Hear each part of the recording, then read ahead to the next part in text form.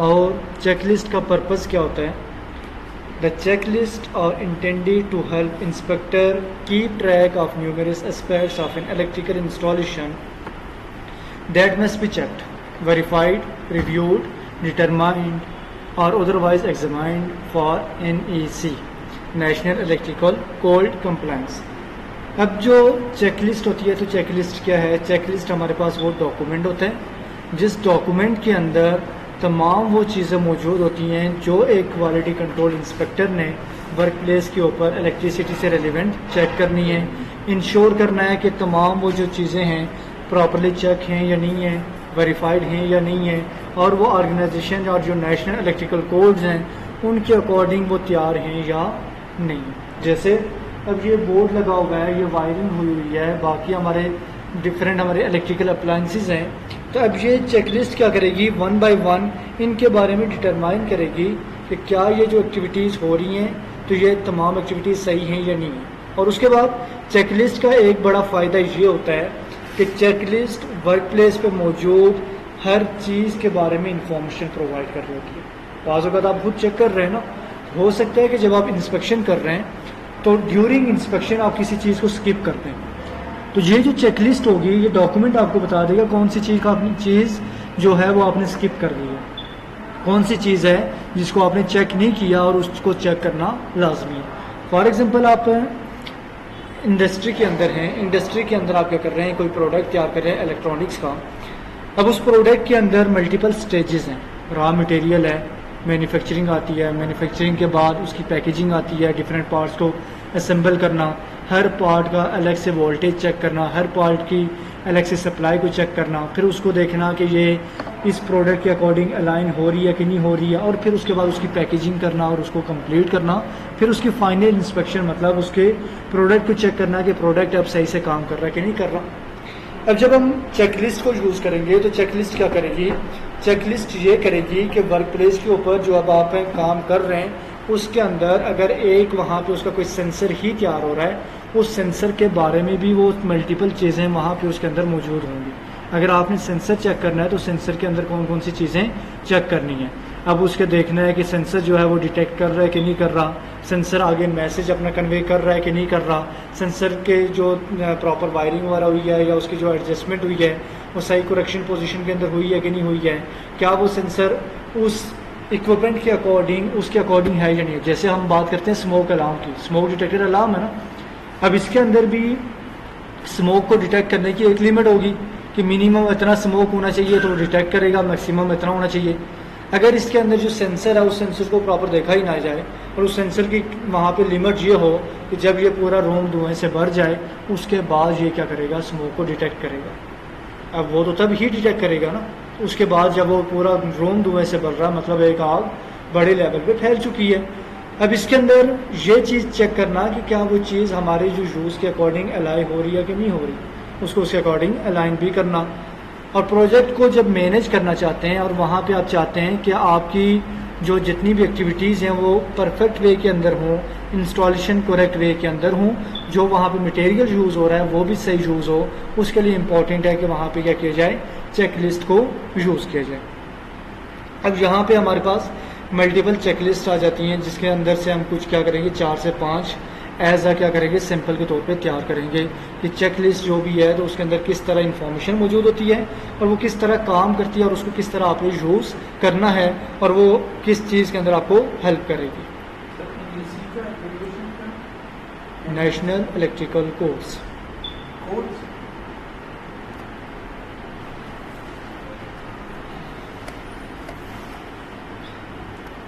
सबसे पहले आपकी जब भी चेकलिस्ट तैयार होती है उसकी स्टार्टिंग ये होती है, डेट होगी, जो इंस्पेक्टर है जिसने इंस्पेक्शन करनी है उसका नाम होगा, कौन सी लोकेशन पे उसने करनी है, और फिर इंस्पेक्शन करने के बाद वहाँ पे जो रिजल्ट्स होंगे उसने कमेंट बॉक्स के अंदर लिखने। अब ये हमारे पास सबसे पहले चेकलिस्ट आ रही है, general safety checklist for electrical inspection. अब ये जनरली इंस्पेक्शन है जिसके बारे में ये बता रही है। अब इसके अंदर जो जनरल इंस्पेक्शन चेकलिस्ट आ रही है तो इसके अंदर पूछ रहा है वो, does the inspection task involve expose energize conductor और सर्किट पार्ट्स। कंडक्टर क्या होता है? जो करंट पास करते हैं, इससे करंट पास होता है। तो यहाँ पे कंडक्टर कौन सी चीज़ है? तार। अब यहाँ पे वो क्या कह रहा है, सबसे पहला क्वेश्चन वो पूछ रहा है, does the inspection task involve expose energized conductor और circuit parts? Expose energized conductors मतलब वो तारें हैं जो कि आपकी करंट को कैरी कर रही हैं और वो वहाँ पे क्या हो गई हैं, ओपन है, या आप उसकी इंस्पेक्शन कर रहे हैं, या वहाँ पे जो आपके सर्किट्स पार्ट्स हैं उनकी इंस्पेक्शन कर रहे हैं, जो आप सर्किट द्वारा पास कर रहे हैं, आप पूरा एक सर्किट तैयार कर रहे हैं बटन से लेके आगे अप्लायंस तक, उसकी चेक कर रहे हैं। Can the risk of exposure to electrical hazard be justified? क्या वहाँ पे जो आप इंस्पेक्शन कर रहे हैं और वहाँ पे अगर कोई पार्ट जो अब एक्सपोज हुआ है, ओपन है, तो उसके बारे में क्या उनके पास कोई जस्टिफिकेशन मौजूद है या नहीं है कि ये वायर क्यों ओपन है, इसका पर्पज़ क्या है या नहीं है, उसको आपने कमेंट के अंदर लिखना है। What is the voltage of equipment that require inspection? जो इक्विपमेंट, जो रूम, जो जगह, जिस जगह आप इंस्पेक्शन करने जा रहे हैं उसकी टोटल वोल्टेज कितनी है, कितना वोल्ट का करंट वहाँ पे मौजूद है। Where are the approach boundaries for shock protection? कि शॉक प्रोटेक्शन के लिए वहाँ पे बाउंड्रीज वगैरह कहाँ पे लगाई गई हैं, कौन सी बाउंड्रीज होती हैं शॉक प्रोटेक्शन के लिए? क्वेश्चन वो लिखा हुआ उसने, where are the approach boundaries for shock protection?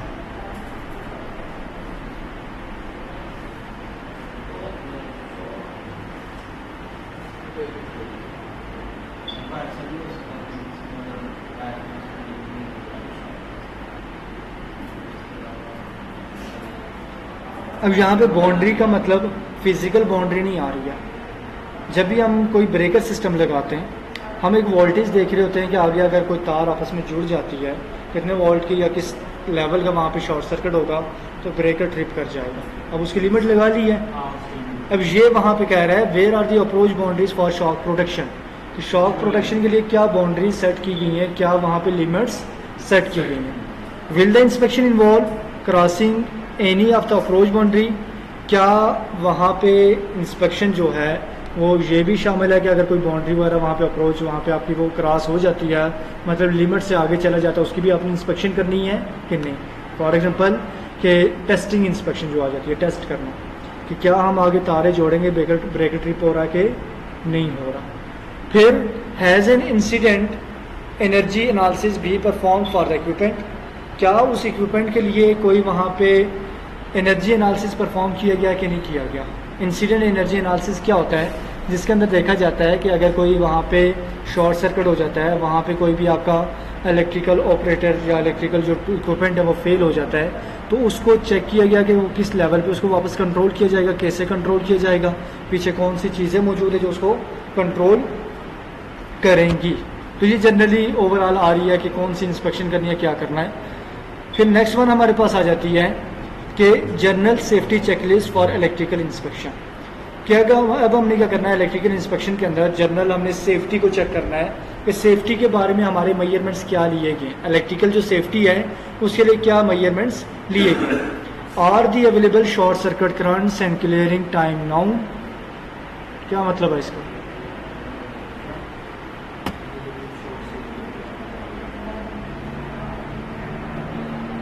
क्या मतलब है इसका? Are the available short circuit currents and clearing time now?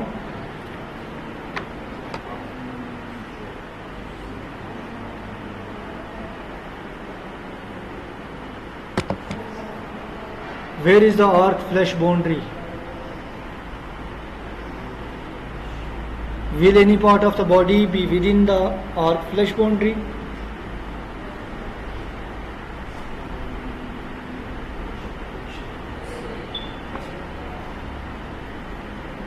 How will personal protective equipments for arc flash boundary या arc flash protection be selected? Is the appropriate arc related personal protective equipment available? Is the inspector qualified for this specific task of inspection or task and risk? क्या कह रहा है इसके अंदर?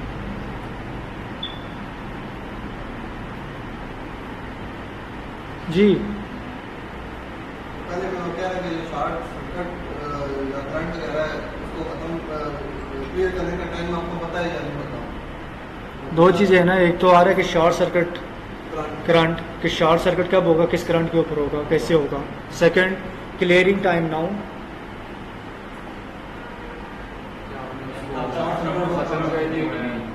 कितने time में वो क्लियर हो जाएगा, कितने टाइम में वो वापस आपका कंट्रोल हो जाएगा। क्या ये चीज़ पता है या नहीं है। सेकंड आ रहा है, where is the arc flash boundary. Arc flash boundary क्या होती है? सर्किट का पता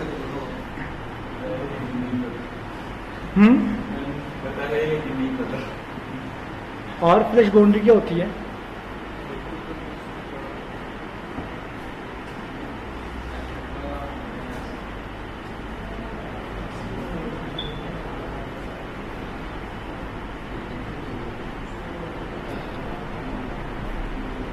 आर्क क्या होती है?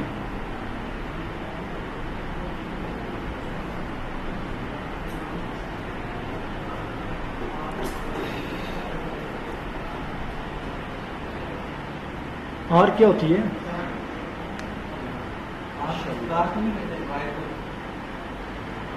आर्क वायर की जैसे हो गई है, जमीन को आसमान के साथ जोड़ के क्या कर दी है।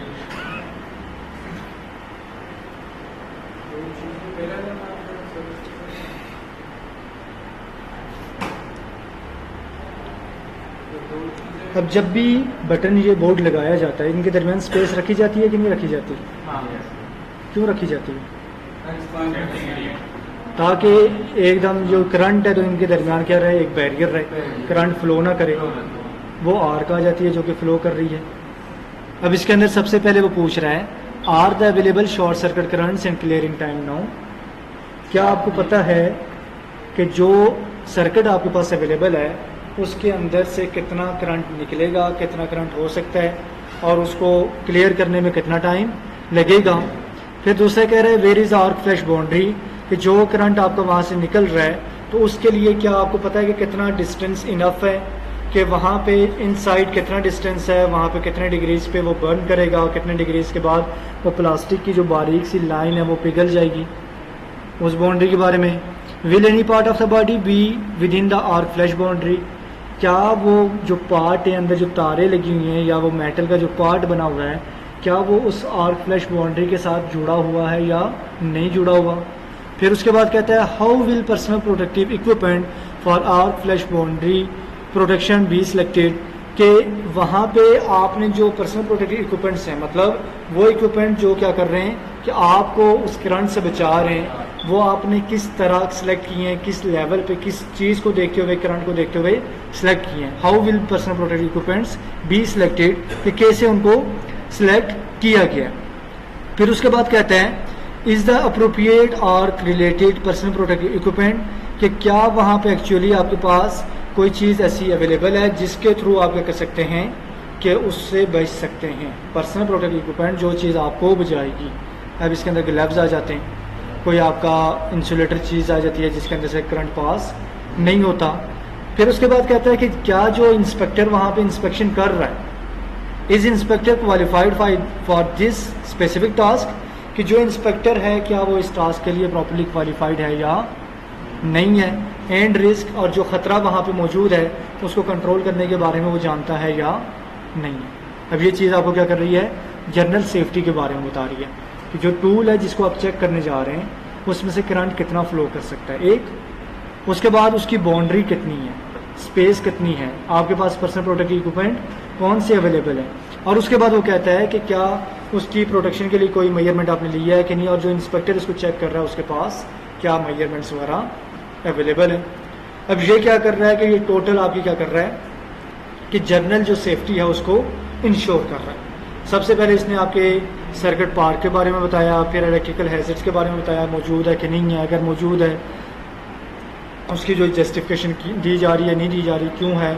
उसके बाद आपका वोल्टेज वगैरह क्या है, उसके लिए आपकी शॉक प्रोटेक्शन के लिए कौन सी बाउंड्रीज इस्तेमाल की जा रही हैं, क्या लिमिट्स हैं आपकी वहाँ पे, क्रॉसिंग ओवर सिस्टम उसके बारे में है। फिर इंस्पेक्शन जो आपकी परफॉर्म की जा रही है वो कैसे परफॉर्म की जा रही है, या परफॉर्म की गई है या नहीं की गई। और फिर आपकी जो अगर इंस्पेक्शन परफॉर्म की गई है तो जो बंदा परफॉर्म कर रहा है उसकी क्या कैपेबिलिटीज़ हैं, क्या मेजरमेंट्स वो यूज़ कर रहा है। अब जब आप इस इंस्पेक्शन को वहाँ पे इंश्योर करेंगे तो ये इंस्पेक्शन क्या करेगी, ये इंश्योर करेगी कि वहाँ पे जो जनरल सेफ्टी है उसकी क्या इंपॉर्टेंस है और जो पर्सन है जो कि इसके साथ काम कर रहा है वो कितना इन चीज़ों को कंसीडर कर रहा है, कितना इसके ऊपर फोकस करके काम कर रहा है, मतलब कितनी वो स्टैंडर्ड्स के अकॉर्डिंग काम कर रहा है और कितना वो स्टैंडर्ड्स को फॉलो नहीं कर रहा।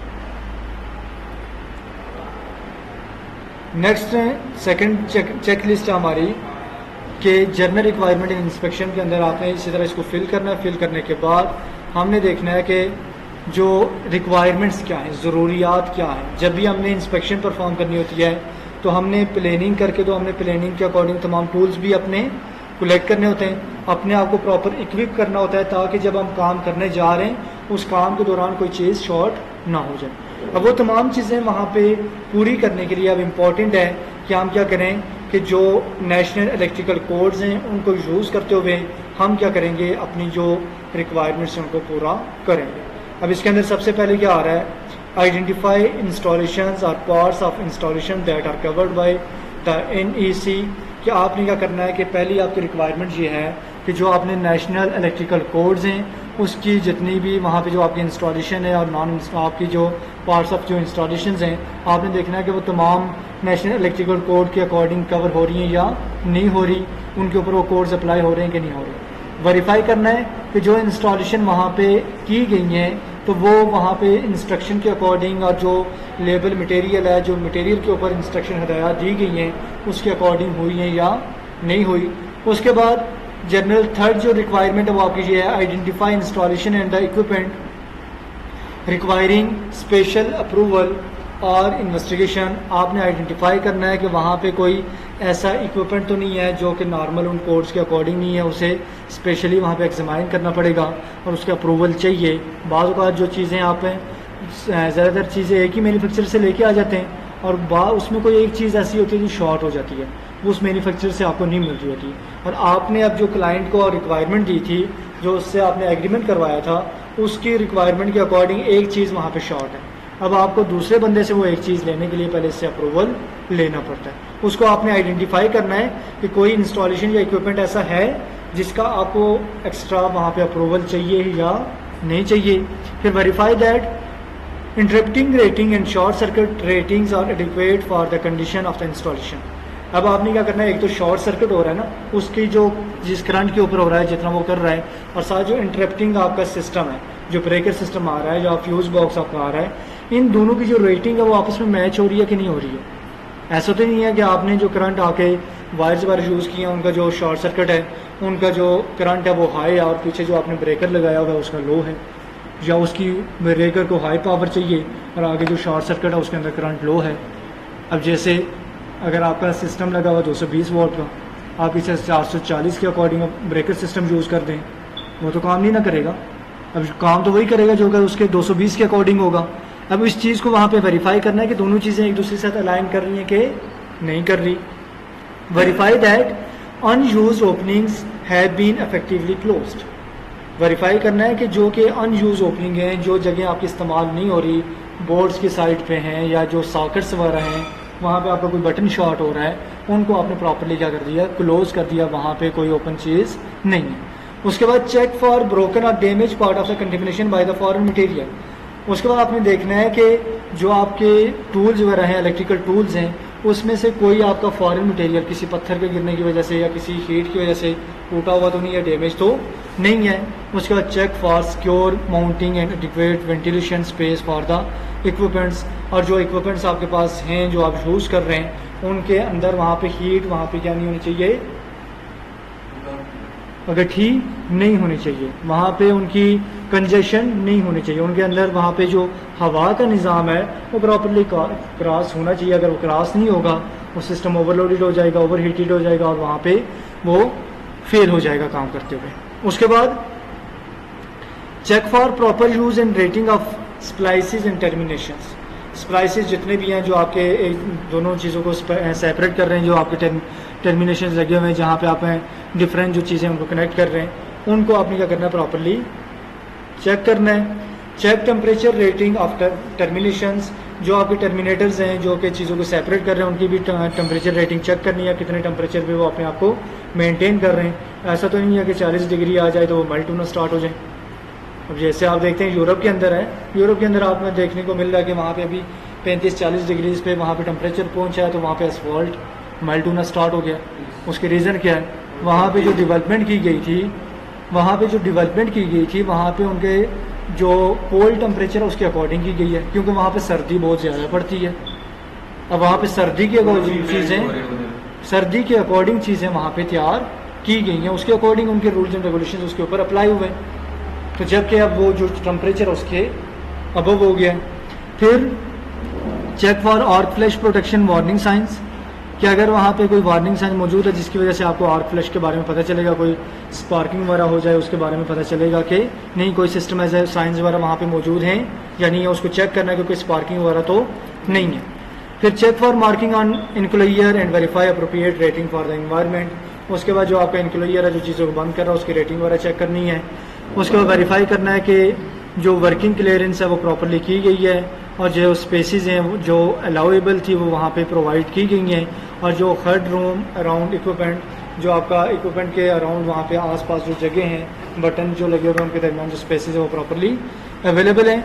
वेरीफाई करना है कि check adequacy of entrance to and egress from working space, के वर्किंग स्पेस पे आने और जाने के लिए जो रास्ते हैं वो प्रॉपर वहाँ पे मौजूद हैं या नहीं है, मतलब जहाँ पे आपका सिस्टम वहाँ पे लग रहा है तो वहाँ पे आने जाने के लिए चीज़ें मौजूद हैं या नहीं।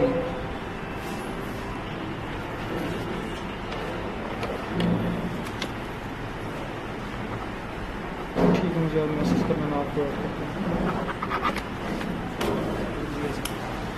Verify that working spaces have adequate illumination, और जो आपकी वर्किंग स्पेस है वहाँ पे काम करने के लिए प्रॉपर जगह अवेलेबल है। और आइडेंटिफाई करना है कि जो डिसकनेक्टिंग के मीन्स हैं, जो आप पैनल बोर्ड्स हैं या स्विच बोर्ड्स हैं उनको डिसकनेक्ट करने के लिए जो तरीके वहाँ पे या ज़राए वगैरह मौजूद हैं या स्विच यार्ड्स हैं वो उन इक्विपमेंट्स के अकॉर्डिंग है या नहीं। ये अब इस तरह से चेकलिस्ट यूज़ करके वर्क प्लेस पर आप आइडेंटिफाई कर सकते हैं कि जो जगह है वहाँ पर जो तमाम जो काम हो रहा है वो आपकी जो एक्टिविटीज़ हैं, जो आपकी रिक्वायरमेंट्स हैं, जो आपके स्टैंडर्ड्स हैं और उनके अकॉर्डिंग हो रहा है या नहीं हो रहा, उसके अंदर कोई वायलेशन वगैरह तो नहीं होगी। क्लियर? यस।